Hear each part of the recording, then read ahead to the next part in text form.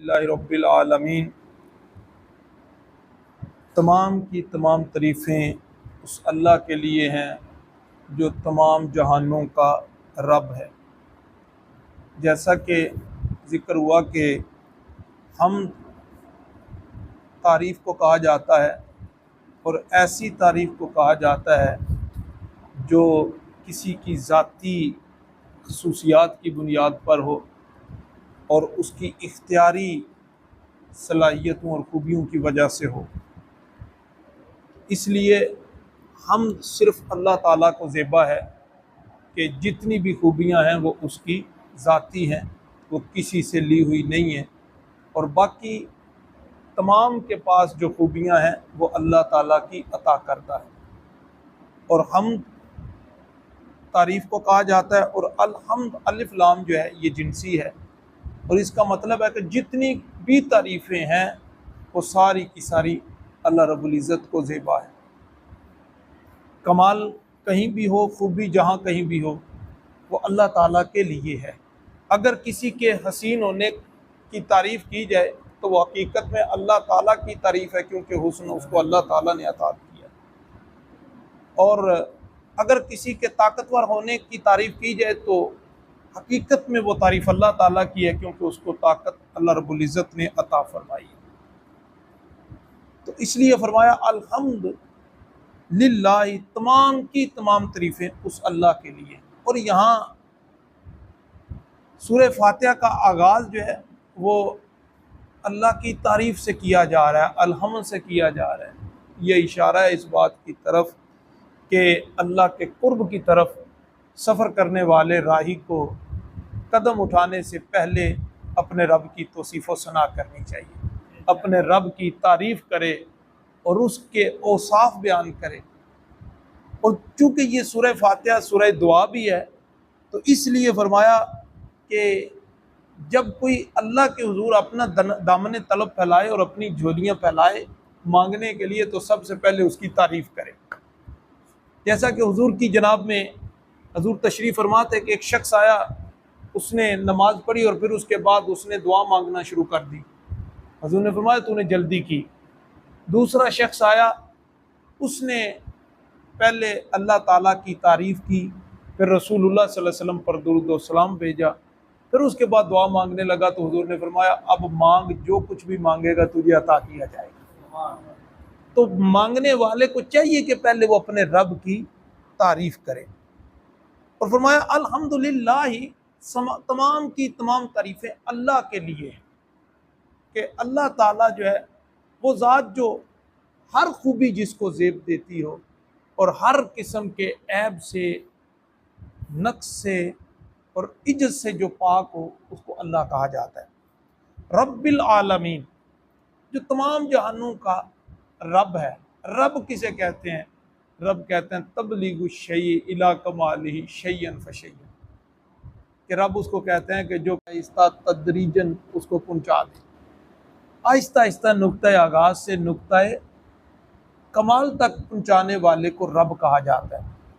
हज़रत इंसान अगर अपनी बनावट की तरफ गौर व फिक्र करे तो वो क्या था? एक पानी का कतरा था, रहम मादर में टपका, उसको करार आया और फिर उसके बाद अल्लाह ने उसकी परवरिश करना शुरू कर दी, उसको बढ़ाता रहा।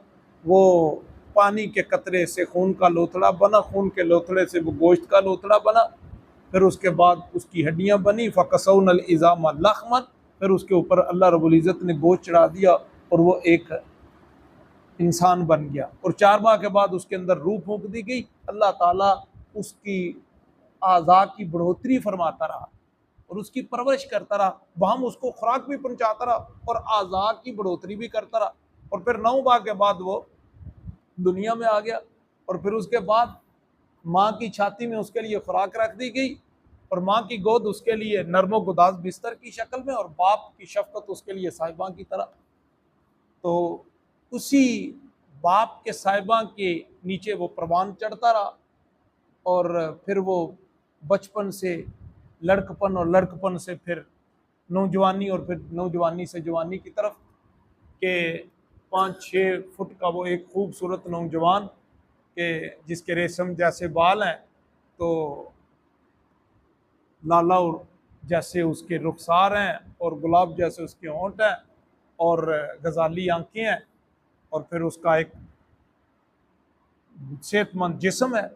और ये यहाँ तक अल्लाह ताला ने एक पानी के कतरे से यहाँ तक उसको किसने पहुंचाया? अल्लाह ने पहुंचाया। इसलिए कहा कि वो रब जिसने तुझे पानी के कतरे से लेकर एक 5-6 फुट के खूबसूरत इंसान तक तुझे पहुंचाने वाला, तारीफ भी सारी उसी के लिए है। लिल्लाहि रब्बिल आलमीन, जिसने इंसान को पाला और उसकी बढ़ोतरी करता रहा। ये इंसान को इशारा दिया जा रहा है कि तेरी तारीफों का हकदार वो रब है जिसने तुझे पाला है। और फिर आलमीन फरमाया, तो आलमीन जो है ये अलम, आलम की जमा है और ये अलम से निकला है। अलम का माना है निशानी। तो निशानी जो है, चूंकि कायनात की हर चीज इसको आलम कहा जाता है और फिर आलमीन कहा जाता है, इसमें कायनात का जर्रा जर्रा आता है। तो चूंकि ये कायनात की हर चीज अपने बनाने वाले की खबर देती है, इसलिए ये अपने रब की निशानी है।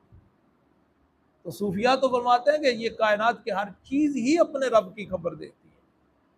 हजरत इमाम आजम अलैहिर्रहमा फरमाते हैं, अगर अल्लाह अंबिया और रसूल ना भेजता तो फिर भी इंसान के लिए अल्लाह पर ईमान लाना जरूरी होता कि वो इन चीज़ों से ही खबर ले लेता कि कायनात की कोई ज़ात है जो इसको चला रही है। इकबाल कहता है, गुल को देखूं तो न भूले मुझे गुलकार का हुस्न, ये लताफत मेरा मकसद भी है, ईमान भी है। इकबाल कहता है, मैं फूल को देखता हूँ तो मैं सोच में पड़ जाता हूँ, ये फूल इतना खूबसूरत है, इसको बनाने वाला रब पता नहीं कितना खूबसूरत होगा। तो कायनात की हर चीज़ अपने रब की खबर देती है, इसलिए इसको आलमीन कहा गया। और फिर ये भी है कि यहाँ इस बात की तरफ इशारा भी है कि अल्लाह ताला किसी खास कबीले का रब नहीं है, किसी खास कौम का रब नहीं है, किसी खास इलाके का रब नहीं है, किसी खास जगह का रब नहीं है, या किसी खास मखलूक का रब नहीं है। आलमीन कह के बता दिया, वो कायनात के जर्रे जर्रे का रब है और हर चीज़ बराबर उसके फैज़ से फैज़याब हो रही है और हर चीज़ बराबर बराबरी के तौर पे उससे रहमतों का हिस्सा पा रही है। दुआ अल्लाह ताला में समझने और अमल करने की तौफीक अता फरमाए। वमा अलैहि अल्हम्दुलिल्लाह अल्हम्दुलिल्लाह रब्बिल आलमीन वस्सलातु वस्सलामु अला सय्यिदिल अंबियाइ वल मुरसलीन रब्बना आतिना फिद दुनिया हसनतन व फिल आखिरति हसनतन व क़िना अज़ाबन नार। इलाहुल आलमीन, हमारे इस सिलसिले को अपनी बारगाह में कबूल मंजूर फरमा। इसके तसद्दुक़ और तवस्सुल से जागती आंखों के साथ अपने प्यारे नबी अलैहिस्सलातु वस्सलाम के रोज़े पाक की ज़ियारत अता फरमाना। हुज़ूर नबी करीम अलैहिस्सलातु वस्सलाम की गुलामी में मौत अता फरमाना। जब दमे वापसी हो, आंखों के सामने चेहरे मुस्तफ़ा सल्लल्लाहु तआला अलैहि वसल्लम हो और ज़ुबानों पर जारी हो ला इलाहा इल्लल्लाह मुहम्मदुर रसूलुल्लाह। इलाही कब्र के अंदर आका अलैहिस्सलातु वस्सलाम की पहचान अता फरमाना। हशर में आका अलैहिस्सलातु वस्सलाम के दस्ते अक़दस से आब कौसर अता फरमाना और आका अलैहिस्सलातु वस्सलाम की शफ़ाअत से बहरमंद फरमाना। वसल्लल्लाहु तआला अला खैरि खल्क़िही व नूरि अर्शी व ज़ीनत फ़र्शी मुहम्मदिन व अला आलिहि व अस्हाबिही अजमईन।